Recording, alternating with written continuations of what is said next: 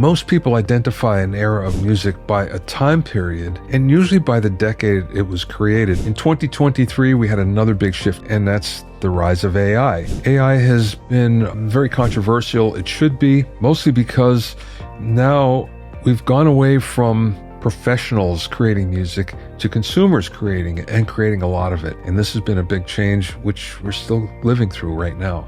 Live music is something that we all should have. It's our way against combating the bots.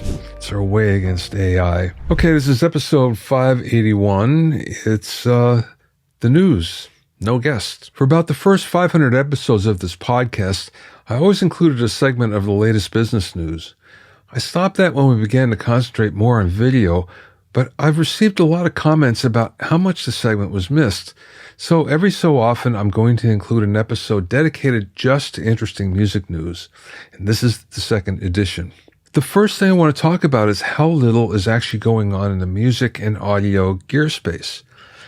When I get press releases, which I normally do on all this stuff, around NAMM time, you would expect a lot of them, and there are, but there's been fewer lately. And in between, like big shows, AES and NAMM, NAB, things like that, it's really slowed down a lot, especially on the hardware side. Just don't see as much recording hardware as we used to.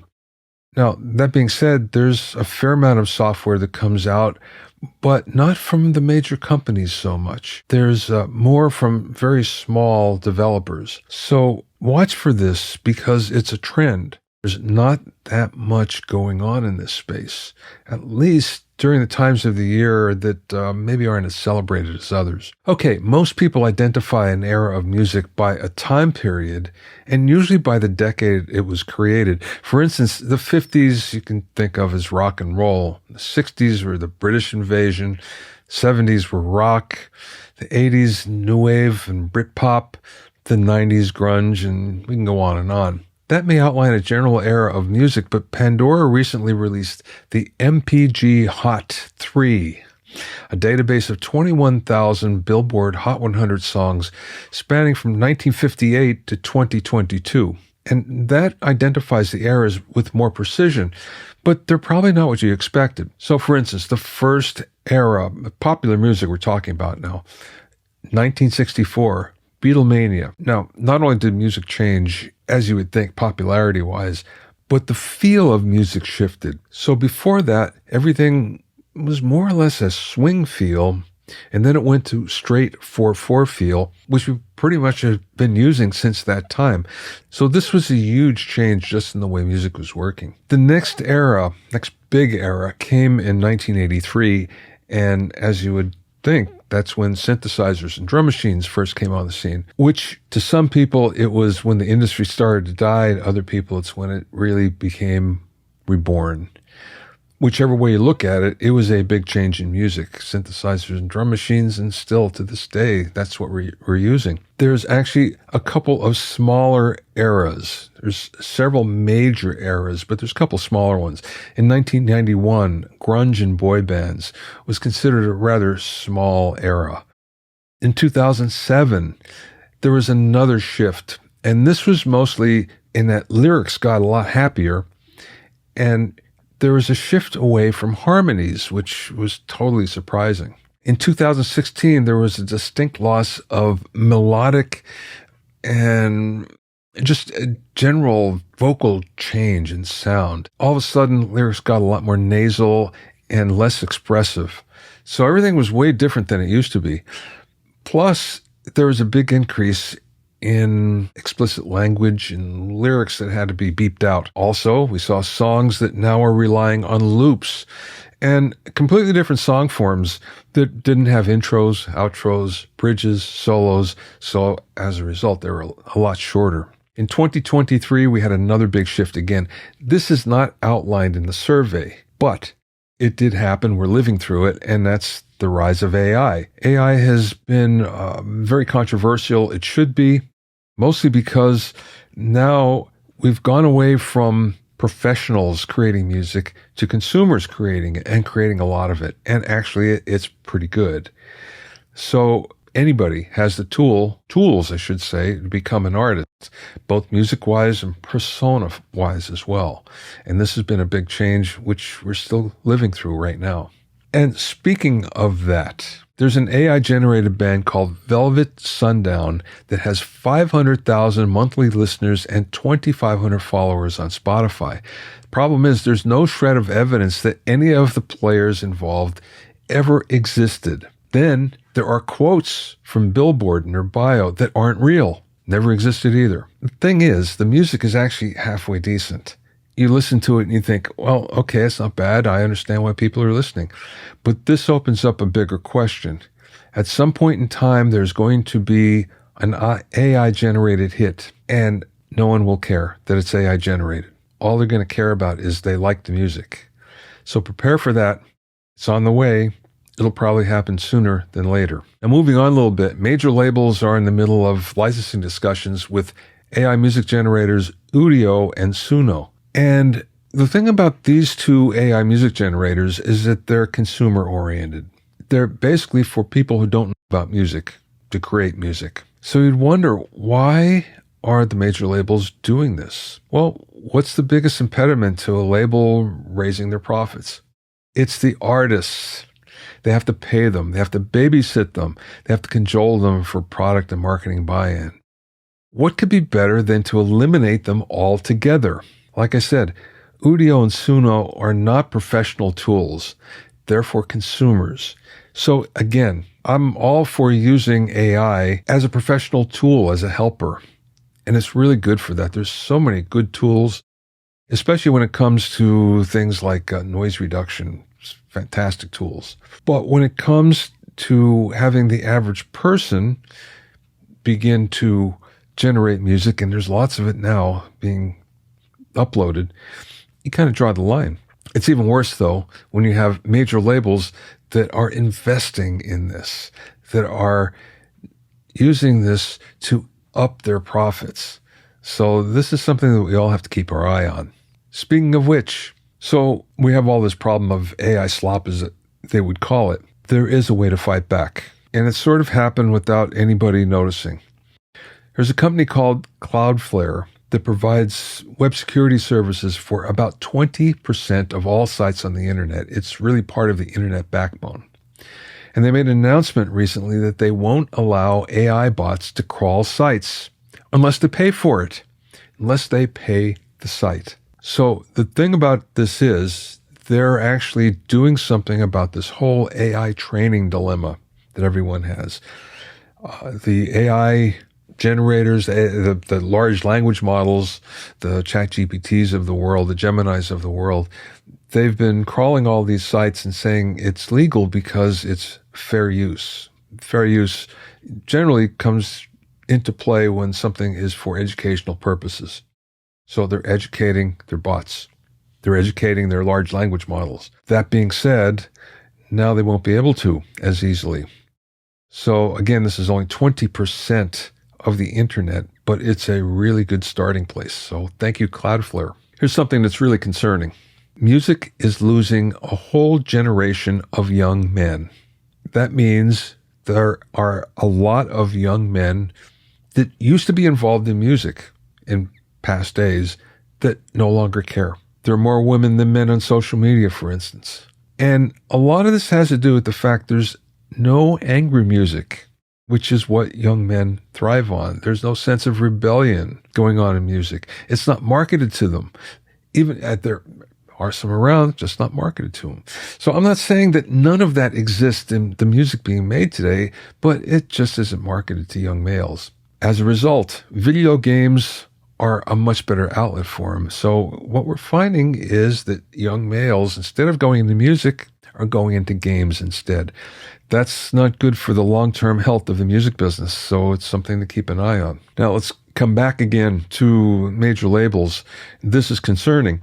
Warner Music Group and the private investment giant Bain Capital are launching a $1.2 billion joint venture to acquire what they call legendary music catalogs. Why would a label do that? Well, it's easier to make money with old music than it is with new music. In other words, they're no longer in the business of new music. Now, the problem with private equity, like Bain Capital, is the fact that it exists only to make money. Private equity doesn't care about consumers. It doesn't care about the products. All they want to do is sell off parts of the company and then reduce the headcount. So what did Warner Music do? Well, they announced that big layoffs are coming because they're trying to save $300 million. Why would they save that? Well, to put it in catalog. Now, you would think a company that really wants to develop new music would instead take that money and put it into developing new acts. They're not doing that. That's a scary, scary part of this business. The fact that major labels who used to lead the cause are no longer doing so. And it's now up to the indies to make it all happen. Now, speaking of private equity, this year is shaping up to be one of the strongest since COVID. And that's for music tech capital.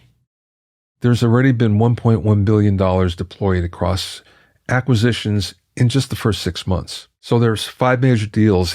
The biggest one is Concord's acquisition of STEM and Virgin Music Group's acquisition of Downtown Music. You probably are not aware of these. That being said, there's a lot of music that goes through them. And this consolidation is not good for the music business. Creator tools are no exception to this. And that's because of AI in the marketplace. And investors really love everything that has to do with AI, whether it's good or bad.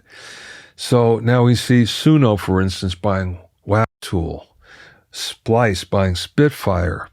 There's also quite a number of rights management acquisitions as well. Again, why?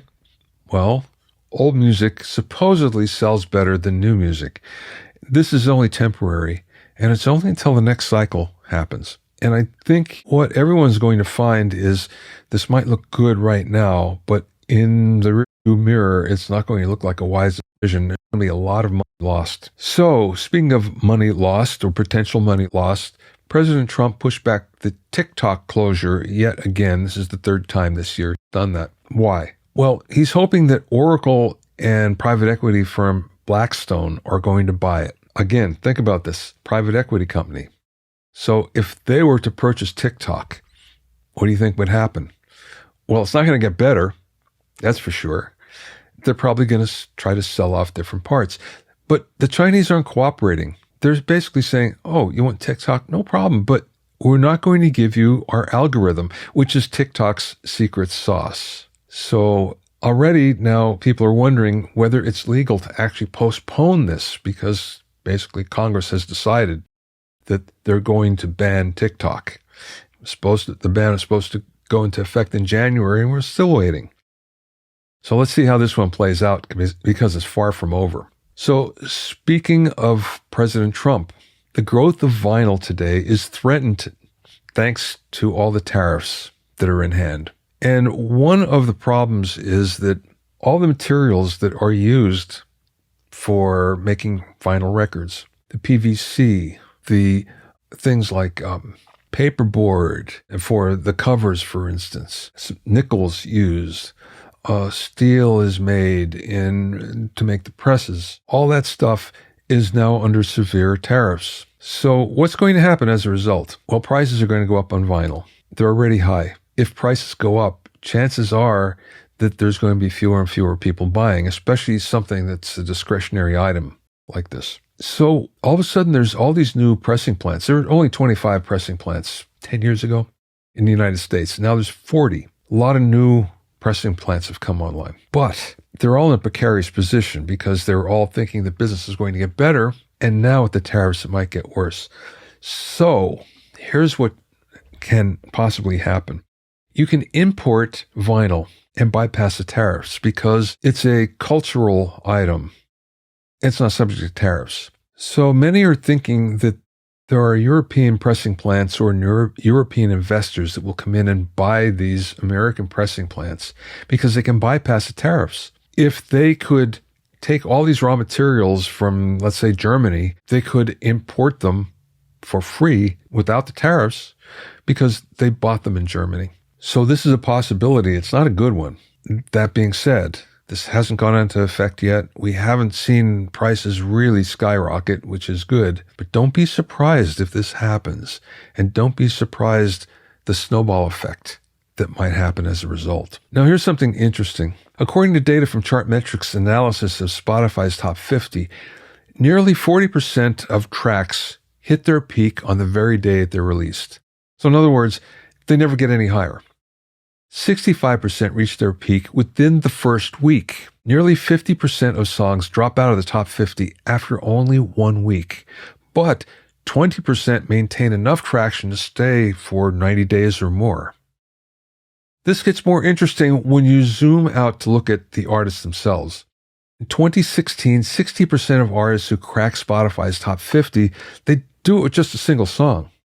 But it takes around 80% to reach that threshold with 4 songs or less. Most artists score one mega hit that lives in the spotlight for only a few days, and then that's it. It turns out that pop stardom is actually shorter than the lifespan of an adult butterfly. I think we knew that anyway.